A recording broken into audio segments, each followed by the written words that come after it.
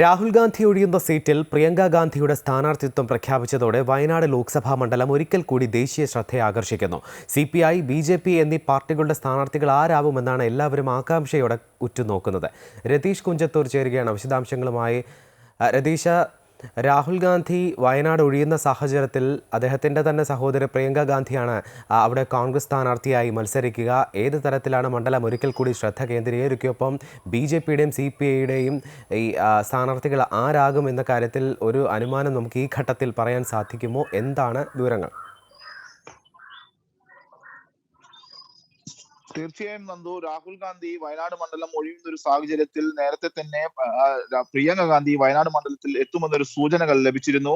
രാഹുൽ ഗാന്ധി അപ്രകാരം തന്നെയാണ് പറഞ്ഞിരുന്നത്. കാരണം വയനാടുമായിട്ടുള്ള വൈകാരികമായ ഒരു ബന്ധം നിലനിർത്താൻ വേണ്ടി ഞാൻ റായ്ബറേലിയും അതോടൊപ്പം തന്നെ വയനാടും ഏത് മണ്ഡലം സ്വീകരിക്കണമെന്നൊരു കാര്യം തീരുമാനിക്കുമ്പോൾ അത് വയനാടിനും റായ്ബറേലിക്കും സന്തോഷം നൽകുന്നതായിരിക്കും എന്ന് രാഹുൽ ഗാന്ധി കഴിഞ്ഞ ദിവസം കൽപ്പറ്റയിൽ നൽകിയ സ്വീകരണത്തിൽ പറഞ്ഞിരുന്നു. അപ്രകാരം തന്നെയാണ് കാര്യങ്ങൾ എന്തായാലും പോയത്. അതേ അവസരത്തിൽ തന്നെ പ്രിയങ്ക ഗാന്ധിയെ വയനാട്ടിൽ എത്തിക്കും എന്ന് തന്നെ ഏവരും പ്രതീക്ഷിച്ചിരുന്നു. ജില്ലാ നേതൃത്വവും അതുപോലെ തന്നെ സംസ്ഥാന നേതൃത്വവും പ്രിയങ്കയ്ക്ക് വേണ്ടി തന്നെയായിരുന്നു ശക്തമായി തന്നെ ആവശ്യം ഉന്നയിച്ചിരുന്നത്. പ്രാദേശിക നേതാക്കൾ ഈ സീറ്റിന് കണ്ണുവെച്ചിരുന്നു.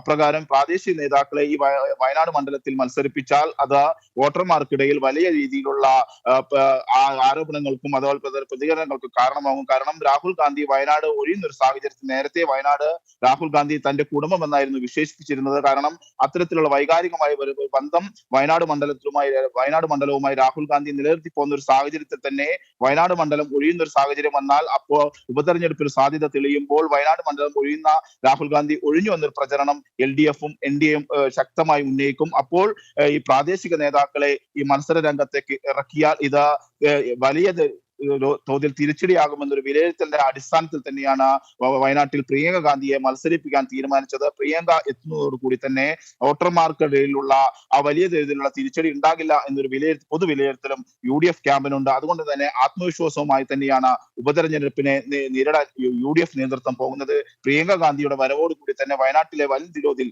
അതായത് കഴിഞ്ഞ തവണ രാഹുൽ ഗാന്ധി കിട്ടിയ 3,64,000 വോട്ടിന്റെ ഭൂരിപക്ഷത്തിൽ തന്നെ പ്രിയങ്ക ഗാന്ധിയെ മണ്ഡലത്തിൽ നിന്ന് വിജയിപ്പിക്കാൻ സാധിക്കും എന്നൊരു ആത്മവിശ്വാസത്തിൽ തന്നെയാണ് UDF ക്യാമ്പ് അവരുടെ പ്രത്യാശകളെല്ലാം തന്നെ മുന്നോട്ട് വയ്ക്കുന്നത്.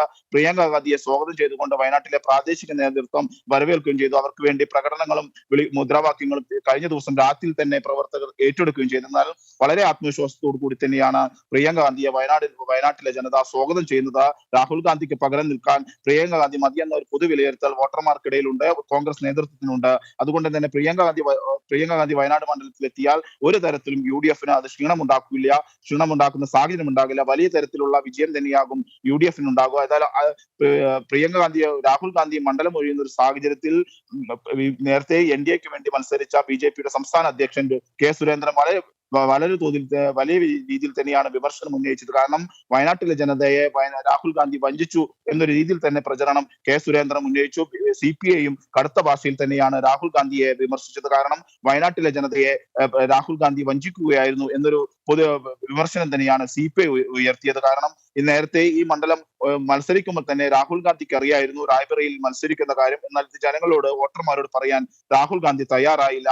അതുകൊണ്ട് തന്നെ രാഹുൽ ഗാന്ധി വയനാട്ടിലെ ജനങ്ങളെ വഞ്ചിക്കുകയാണ് ചെയ്തിരിക്കുന്നത് എന്നൊരു ഉപതെരഞ്ഞെടുപ്പിനെ കളമൊരുക്കുന്ന ഒരു സാഹചര്യത്തിൽ വയനാട്ടിലെ ജനതയെ വഞ്ചിക്കുന്ന തരത്തിലാണ് രാഹുൽ ഗാന്ധി പ്രവർത്തിച്ചതെന്ന് തന്നെയാണ് LDFും വിലയിരുത്തുന്നത്. ഏതായാലും രാഷ്ട്രീയ പോരാട്ടങ്ങൾക്ക് ഇനി വരും ദിവസങ്ങളിൽ വയനാട് വേദിയാകും. നേരത്തെ രാഹുൽ ഗാന്ധിയുടെ സാന്നിധ്യം കൊണ്ട് ദേശീയ തലത്തിൽ ഏറെ ശ്രദ്ധിക്കപ്പെട്ട ഒരു മണ്ഡലമാണ് വയനാട്. അതുകൊണ്ട് തന്നെ ഇക്കുറി രാഹുൽ ഒഴിയുമ്പോൾ പ്രിയങ്ക ഗാന്ധി വരുമ്പോൾ വീണ്ടും ദേശീയ തലത്തിൽ രതീഷാണ് വിവരങ്ങൾ നൽകിയത്.